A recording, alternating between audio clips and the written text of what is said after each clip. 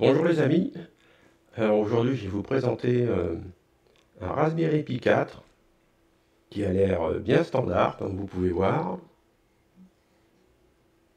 Les entrées, un disque additionnel puisque c'est du Pi 4 donc il n'a pas le PCIe NVMe et une antenne Wi-Fi sur le côté. Alors il a l'air standard, il a l'air normal, mais en réalité il ne l'est pas. Parce que en fait, si on voit bien à la caméra, c'est un compute module. C'est une embase type Raspberry Pi 4 et on y met dessus un compute module Raspberry Pi 4. Celui-ci c'est un 8 Go de RAM, 32 Go de eMMC.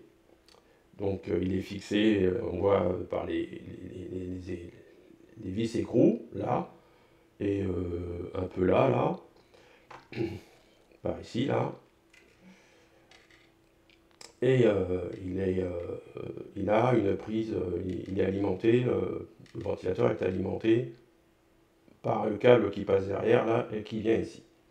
Enfin, donc ce compute module façon Raspberry Pi 4 a un avantage qui m'intéressait parce que je l'emporte avec moi, c'est qu'il comporte, avec ses 32 Go de MMC, j'installe l'OS sur le MMC et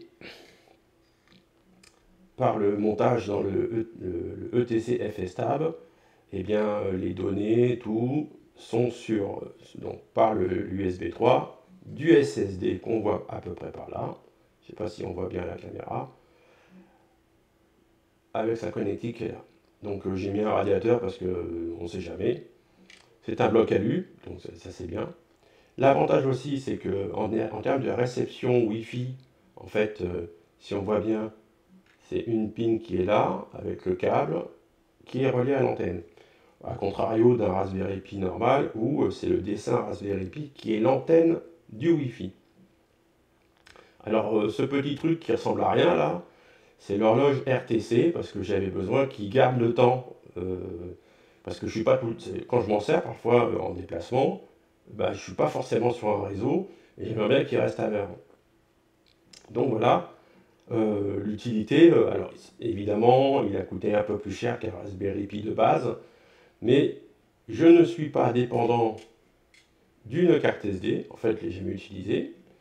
Lorsque j'ai intégré le système, bah, ça a été par l'USB, c'est beaucoup plus simple. Sur ce Raspberry Pi, on va voir plus tard, ce n'est pas Raspbian. Je suis reconnaissant à Raspberry Pi d'avoir fait ce système d'exploitation, mais je n'utilise pas, j'aime pas. Il facilite trop la vie, j'aime pas son interface. Mais on va voir comment ça se passe à l'intérieur. Donc voilà, en fait, on a l'impression d'avoir un Raspberry Pi de base, tout simple, normal, rien de commun, mais en fait, il est un peu plus évolué que les Raspberry Pi communs. Ne serait-ce que pour le cache qu'il embarque, parce que sans avoir à faire 100 manip, c'est plus simple. Je vous donne un exemple. Je casse l'OS. Eh bien, je défais la prise qui est ici, j'isole mon disque dur avec mes données, je réintègre mon OS, et lorsque j'ai fini, je remets la prise, je monte le disque, je mets mes répertoires je refais le montage répertoire, et c'est bon. Que si tout était sur le disque, ben une fois qu'il est planté, même si c'est partitionné, c'est un petit peu galère à remettre en place. Là, c'est rien. On réinjecte l'OS,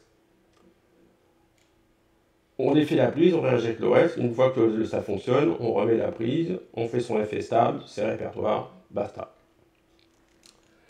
Voilà les amis, c'est... Bon, c'est pas du super boulot, c'est pas un truc de ouf, mais c'est bien utile quand je me déplace. Il y a un SSD de 1 Tera et je peux y mettre ce que je veux. Voilà. On va passer maintenant à l'OS à l'intérieur.